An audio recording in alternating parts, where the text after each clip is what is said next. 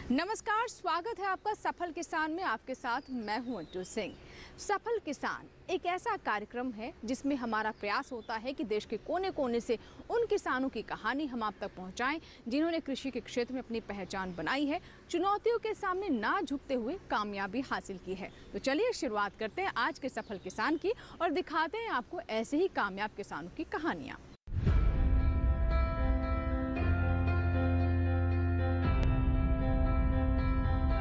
आज की हमारी पहली सफलता की कहानी है मुजफ्फरपुर से संबंध रखने वाले नीरज सिंह की, जो कि अपने क्षेत्र में लीची की सफल खेती के लिए जाने जाते हैं। वैसे तो पूरा क्षेत्र ही लीची के लिए जाना जाता है, लेकिन नीरज सिंह लीची की खेती में कैसे नई तकनीक का इस्तेमाल कर रहे हैं और साथ ही वैज्ञानिक सलाह से सफलता हासिल कर रहे हैं। तो आइए जानते हैं कि कैसे नीरज सिंह की खेती से अन्य किसानों को भी नई राह मिल रही है और इसके अलावा उनकी लीची पूरे देश में कहां कहां सप्लाई होती है, क्यों इतनी लोकप्रिय है। जानते हैं उनकी सफलता की कहानी।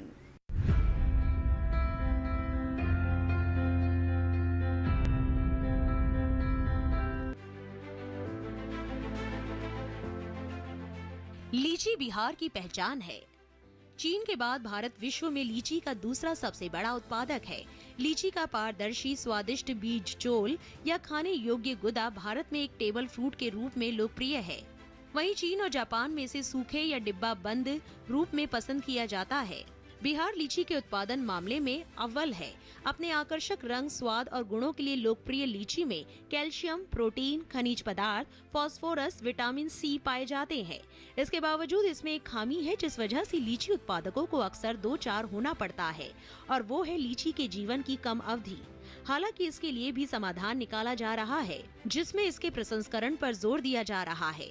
इसके लिए राज्य कृषि निर्यात योजना तैयार करने में एपीडा बिहार सरकार को सुविधा प्रदान कर रहा है, जो राज्य से कृषि और प्रसंस्कृत खाद्य उत्पादों के निर्यात को बढ़ावा देने के लिए रोड मैप प्रदान करेगा। राज्य कृषि निर्यात योजना को अंतिम रूप देने के बाद मखाना, आम, लीची और अन्य फलों एवं सब्जियों के निर्यात क्षमता का उपयोग किया जा सकता है।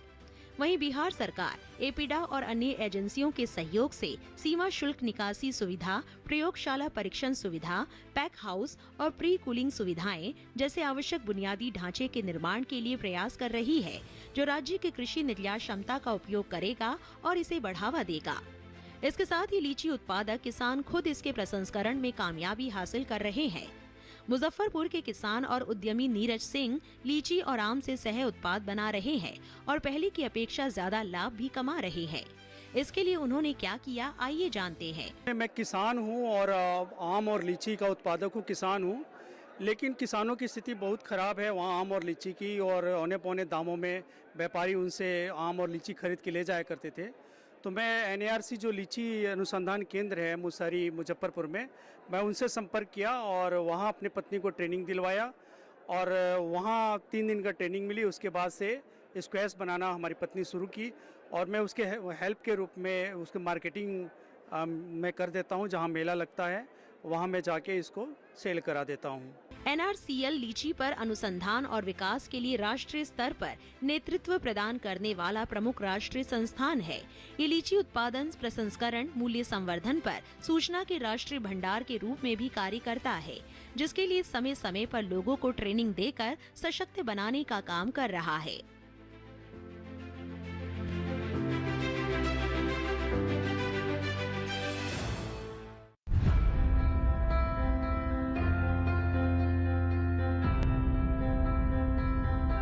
तो ये थी नीरज सिंह की कामयाबी की कहानी, जो कि अपने क्षेत्र में लीची की खेती के लिए आज के दौर में पहचाने जाते हैं। इसी के साथ ही यहाँ वक्त है छोटे से ब्रेक का। ब्रेक के बाद भी सफल किसान जारी रहेगा। आप बने रहे हमारे साथ।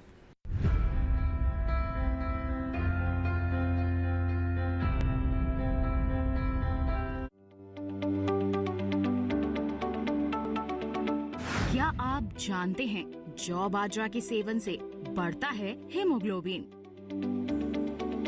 नियंत्रित होता है शुगर लेवल और प्रतिरोधक क्षमता में होता है इजाफा। जब आहार में देंगे मोटे अनाज को स्थान, तभी होगा बीमारियों का निदान। अंतर्राष्ट्रीय पोषक अनाज वर्ष 2023 पोषण की बात हमारे साथ। पोषण पर अपने सवालों के जवाब के लिए हमें फोन मिलाएं। स्वस्थ किसान लाइव में इस शनिवार शाम 6 से 7 बजे सिर्फ दूरदर्शन किसान चैनल पर।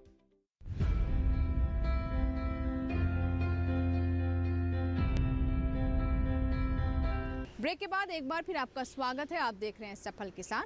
आज की सफलता की दूसरी कहानी है राजस्थान के करौली से संबंध रखने वाले सुमेर सिंह की, जो कि पूरी तरह से प्राकृतिक खेती को अपना चुके हैं। जी हाँ, वो समझ चुके हैं कि आज का समय प्राकृतिक खेती का समय है, क्योंकि इसके कई तरह के लाभ है। एक तो मिट्टी की गुणवत्ता बेहतर होती है और ये मानव स्वास्थ्य के लिए भी बेहतर है। तो आइए जानते हैं उनकी सफलता की कहानी और कैसे अन्य किसान भी उनसे जुड़ रहे हैं। देखते हैं इस रिपोर्ट में।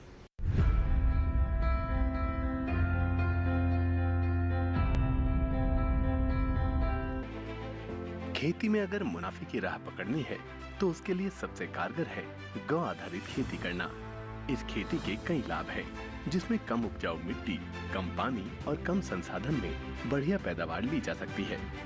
राजस्थान के ज्यादातर किसान अब इस विद्या को अपना रहे हैं। ऐसे ही एक किसान है सुमेर सिंह, जो न सिर्फ गौ आधारित प्राकृतिक खेती को अपना रहे हैं, बल्कि बाकी किसानों को इसकी बारीकियां भी सिखा रहे हैं। तो आइए मिलते हैं सुमेर सिंह जी से। गोबर का घोल तैयार कर रहे ये हैं किसान सुमेर सिंह, जो गाय के गोबर से धरती को पोषित करते हैं। वैसे तो सुमेर सिंह जी एक सिविल इंजीनियर के तौर पर काम किया करते थे, लेकिन नौकरी के दौरान एक विचार उन्हें रह के सताता था, और वो था देश सेवा का। इसके लिए उन्होंने खेती की राह चुनी, लेकिन गौ आधारित ही क्यों? आइए जानते हैं उन्हीं से। मैं civil engineer as a JEN के रूप में कार्यरत था। वहाँ बार बार एक चीज़ कुंदन करती थी दिमाग को कि इस अपन ने अपने परिवार के लिए सारा कुछ किया, सारे अपने योग्य बन गए, शेष जीवन राष्ट्र के लिए भी कुछ करना चाहिए। उसी दौरान मेरे एक साथी शिवचरण जी सैकड़ा गीजगढ़ के रहने वाले थे। वो केमिकल पर कृषि में काफ़ी अच्छा उनका योगदान था। मैं उनके यहाँ आता जाता रहता था। मेरा पोस्टिंग भी सिकराय तहसील में ज़्यादातर रहा। वहाँ ज़्यादा आने जाने से मैं उनके जब संपर्क में आया तो मुझे सबसे ज़्यादा ये महसूस हुआ कि कृषि में अपना योगदान अगर हम करेंगे तो बहुत बड़ा कीर्तिमान स्थापित कर सकेंगे। उसी दौरान गायों की स्थितियां खराब देखते हुए मैं मथुरा चला गया। मथुरा में जय गुरुदेव बाबा के यहाँ जब गए, वापस आए तो रास्ते में काफ़ी गायों को सड़कों पर घूमते देखा तो एक दिमाग में बार बार एक प्रश्न आया कि कुछ न कुछ इस तरह का करना चाहिए कि गायों का भी भला हो। चूँकि हमारी कुल देवी जम्बाई माता है, जो गाय के रूप में भी है। इसी दौरान सुभाष पालेकर साहब से मेरा संपर्क हुआ।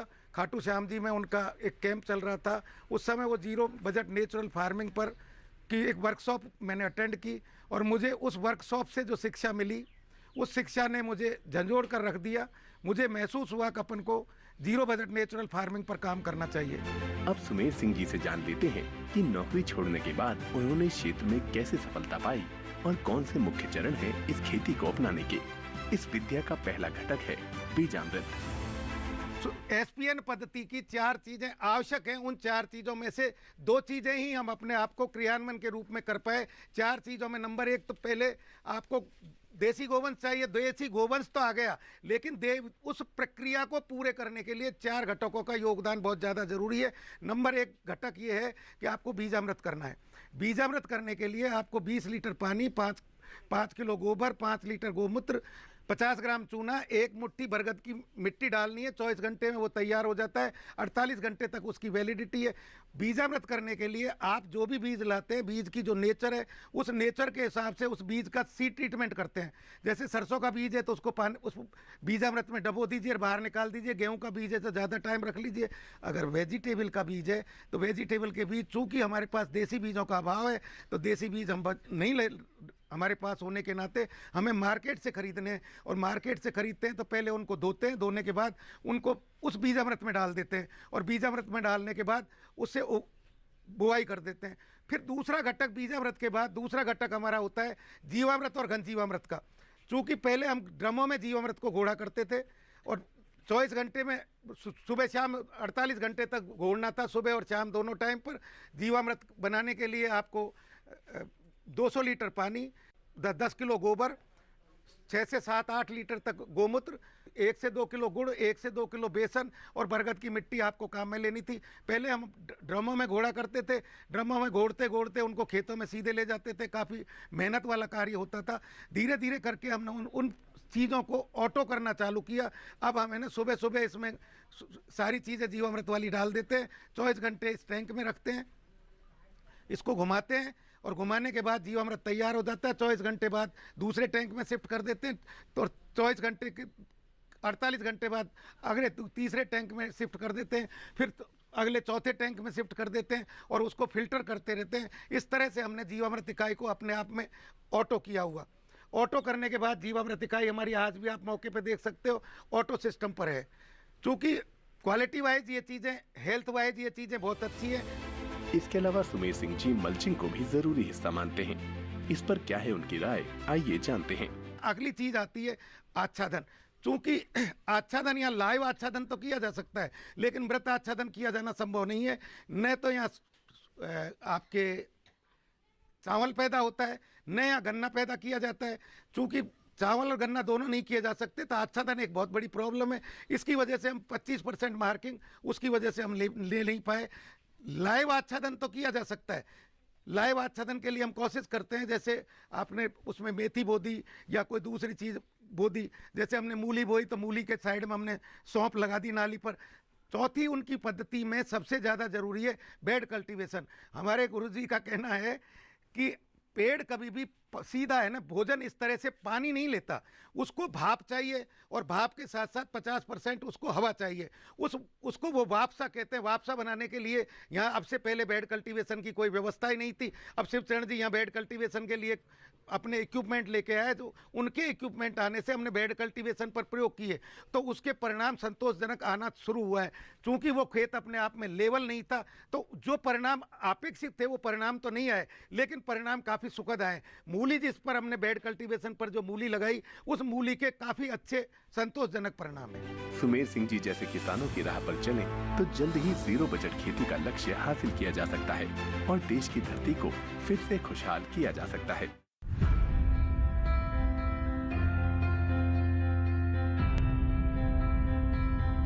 तो ये थी सुमेर सिंह की सफलता की कहानी, जिन्होंने प्राकृतिक खेती को अपनाया है। इसी के साथ ही यहाँ वक्त एक छोटे से ब्रेक का, कहीं मत जाइएगा, देखते रहें सफल किसान।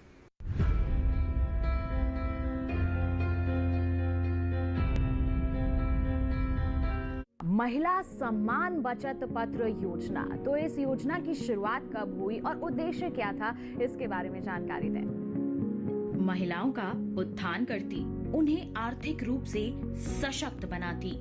यह योजना 2 वर्ष के लिए शुरू की गई है। 1 अप्रैल 2023 से 31 मार्च 2025 तक इसके अंतर्गत खाते खोले जा सकते हैं। न्यूनतम 1000 रुपए से खाता खोला जा सकता है जी। और अधिकतम 2 लाख रुपए से खाता खोला जा सकता है। छोटी जमा पूंजी पर अधिक ब्याज देती एक योजना, महिला सम्मान बचत पत्र। सरकार आपके साथ महिला सम्मान बचत पत्र 22 जुलाई शनिवार रात 9 बजे, सिर्फ दूरदर्शन किसान चैनल पर।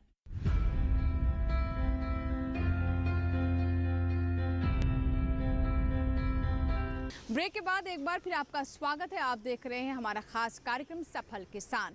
तो चलिए पहुंचाते हैं आप तक सफलता की अगली कहानी, जो कि पंजाब से जुड़ी हुई है।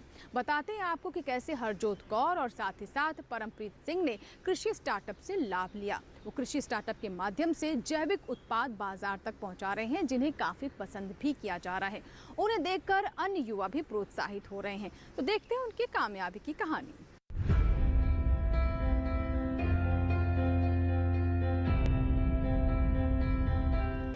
पर्यावरण में हो रहे बदलाव के साथ साथ युवा वर्ग की सोच भी बदल रही है। युवा अब हर वो कदम उठा रहा है जो प्रकृति और स्वास्थ्य के लिए जरूरी है। यही वजह है कि युवा अपनी सोच को नया रूप देकर अपने बनाए उत्पादों को बाजार में ला रहे हैं। आज हम आपको ऐसे ही 2 युवा उद्यमियों से ही मिलवाएंगे जो बेहतर स्वास्थ्य के लिए सकारात्मक पहल कर रहे हैं। हरजोत की रुचि घर के बने उत्पादों में थी। छोटे रूप में वो घर में कुकीज और अन्य उत्पाद बनाया करती थी। अपने इसी शौक को व्यावसायिक रूप देने के लिए उन्होंने PAU से प्रशिक्षण लिया। वो बताती हैं कि पहले उनके 20 से 100 ग्राहक ही थे, लेकिन प्रशिक्षण के दौरान उन्हें मार्केटिंग के तरीके भी सिखाए गए। इन तरीकों से हरजोत को अपने उत्पाद को विस्तार देने में मदद मिली। आज हरजोत के करीब 1000 ग्राहक है जो उनके उत्पाद ले रहे हैं। वो बताती है कि PAU से उन्हें करीब 16 लाख की ग्रांट भी मिली, जिससे उन्हें अपने व्यवसाय को बढ़ाने में काफी सहायता मिली। क्या है उनकी आगे की रणनीति, जानते हैं उन्हीं से। मैंने पहले अपने प्रोडक्ट्स घर से बनाने शुरू किए। घर से मैंने अपनी डॉटर के लिए स्टार्ट किया था। उसके बाद मेरे को लगा कि ये जो प्रोडक्ट्स हैं जो हम मार्केट से ले रहे हैं ये केमिकल और फुल ऑफ प्रिजर्वेटिव्स हैं, तो मेरे को लगा कि आजकल जो नीड है वो विदाउट प्रिजर्वेटिव्स की है।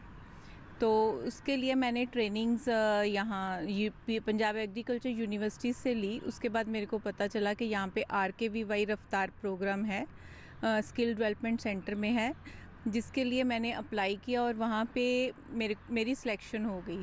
तो सिलेक्ट होने के बाद जो मेरा प्रोडक्ट्स थे जैसे मैं बना रही थी, तो जैसे मेरे 20 या 100 कस्टमर्स थे, इन्होंने यहाँ से मेरे को पैकेजिंग का कैसे मार्केटिंग करनी है सब कुछ बताया।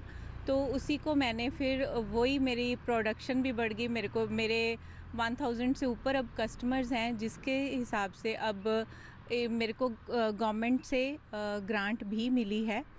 तो उसके साथ साथ मैंने अब जो मेरे प्रोडक्ट्स हैं वो कुकीज़ हैं, मिलेट कुकीज़ हैं, ग्लूटेन एलर्जी वाले लोगों के लिए हैं, वीगन्स के लिए हैं।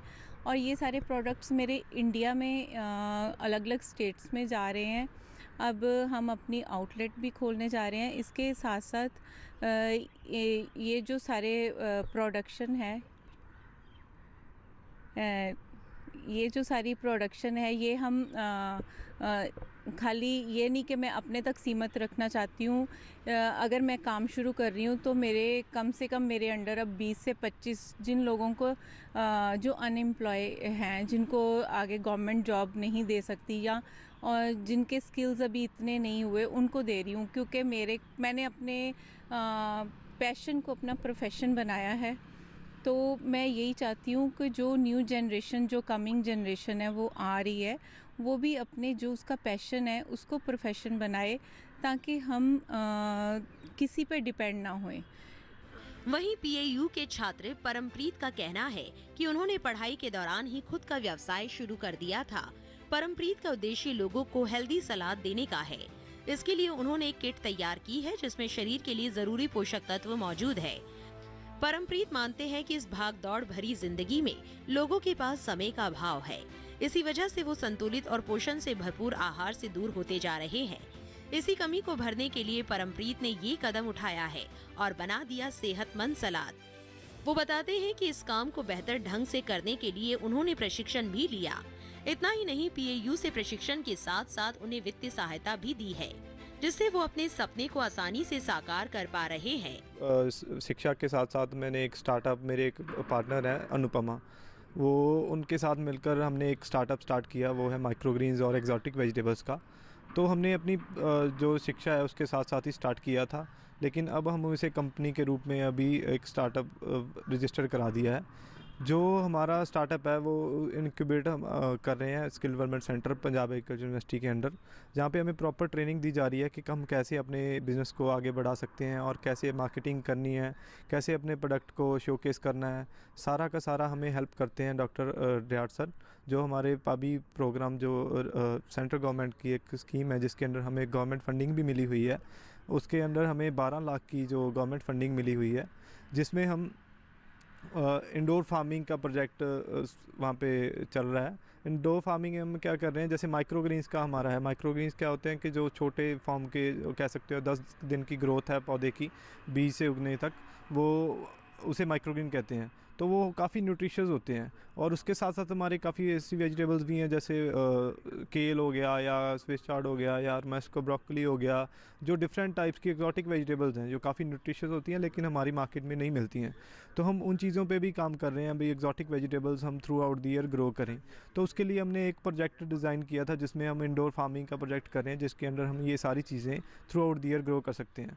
तो हम उसी प्रोजेक्ट के लिए प्रोजेक्ट के लिए हम skill development centre Punjab agriculture university के अंडर प्रॉपर इंक्यूबेशन के साथ हमें ट्रेनिंग दी जा रही है कि हम इसे कैसे आगे बढ़ा सकते हैं। और ये जो हमारे प्रोडक्ट्स हैं, इसी के साथ जैसे हमने स्टार्टिंग में क्या था कि हमें इतनी नॉलेज नहीं थी कि हम कैसे अपनी जो प्रोडक्ट को आगे लेके जाएं। तो जैसे हम इंक्यूबेशन के अंडर यहाँ पे आए हैं skill development centre PAU agriculture में, तो उससे हमारा काफ़ी फ़ायदा हुआ है कि हमको काफ़ी नॉलेज मिली है कि कैसे अपनी मार्केटिंग करनी है, कैसे अपनी प्रोडक्ट की एडवर्टीज़मेंट करनी है, कैसे हम इसे किसी जगह पे बेच सकते हैं और कैसे कस्टमर को अट्रैक्ट करना है।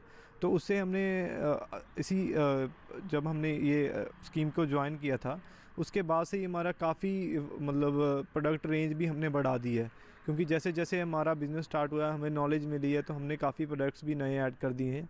जैसे हमारे सैलड बॉक्सेस भी आते हैं, मतलब सैलड बॉक्सेस में क्या होता है, काफ़ी एक्जॉटिक वेजिटेबल्स का मिक्स देते हैं हम, जिसमें हम एक्जॉटिक वेजिटेबल्स जैसे कि लेटस की काफ़ी वैरायटीज़ हो गई, बेसिल की काफ़ी वैरायटीज़ हो गई, और चेरी टमाटोज़ हो गए, और केल की 2-3 वैरायटीज़ हो गई। ये सारी की सारी हम एक सैलड मिक्स किट देते हैं जिसे कोई कस्टमर अपने घर पे सैलड बना के अच्छे से खा सकते हैं। जैसे अभी कोविड की सिचुएशन चल रही है, तो कोविड में हमारे कि हमें इम्यूनिटी के लिए कुछ चाहिए, तो ये सारी चीज़ें जो इम्यूनिटी के लिए काफ़ी अच्छी हैं, जिनमें विटामिन C, मिनरल्स, ये सारी चीज़ें काफ़ी अच्छी होती हैं। मतलब अगर हम इनको डाइट में अच्छे से यूज़ करते हैं तो हमें दूसरी जैसे मेडिसिन के ऊपर निर्भर करने की ज़रूरत नहीं है। तो हमें अगर इनको जैसे माइक्रोग्रीन अगर 50 ग्राम डेली लेते हैं, तो उससे क्या है कि हमारी जो बॉडी का जितना भी मतलब न्यूट्रिशन नीड चाहिए हमें, वो पूरी की पूरी हमें मिलती है। तो अगर कोई भी आदमी इसको अपनी डाइट में लेगा, तो उसमें क्या है कि उससे जो बीमारियां जैसे कैंसर जैसी बीमारियां हैं उसकी रोकथाम होती है, क्योंकि इसमें काफ़ी पॉलीफेनॉल्स, ऐसी ज़ैंथोफिल्स लाइक ये सारी चीज़ें होती हैं जो हमारे बॉडी की इम्यूनिटी बढ़ाते हैं और इन चीज़ों को रोकते हैं। और कोई भी ऐसे अगर और कोई बीमारी होगी जैसे लेज़ीनेस हमारे में आ जाती है, क्योंकि वो लेज़ीनेस आती है किस वजह से, हमारी न्यूट्रिशन नीड नहीं पूरी है, मतलब हिडन हंगर है हमारे अंदर। समय बदल रहा है, लोगों की सोच बदल रही है। यही वजह है कि युवा वर्ग नौकरी पेशा होने के बजाय खुद का व्यवसाय शुरू करने में ज्यादा रुचि ले रहे हैं। इससे वो और भी लोगों को अपने साथ जोड़कर बेरोजगारी को कम कर देश विकास में अपनी भूमिका निभा रहे हैं।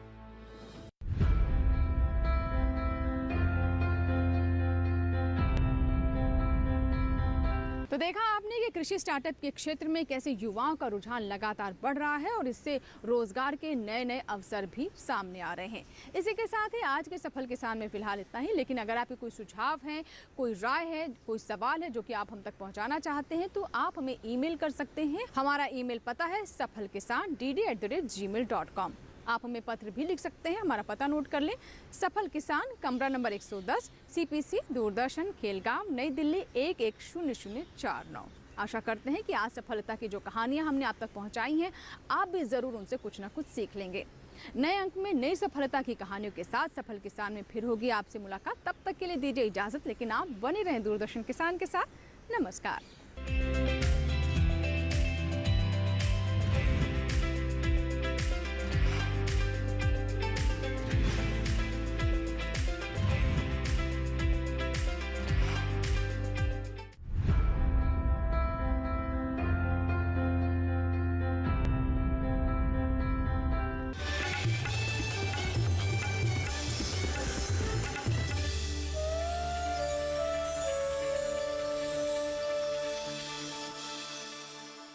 मैं राधिका चौधरी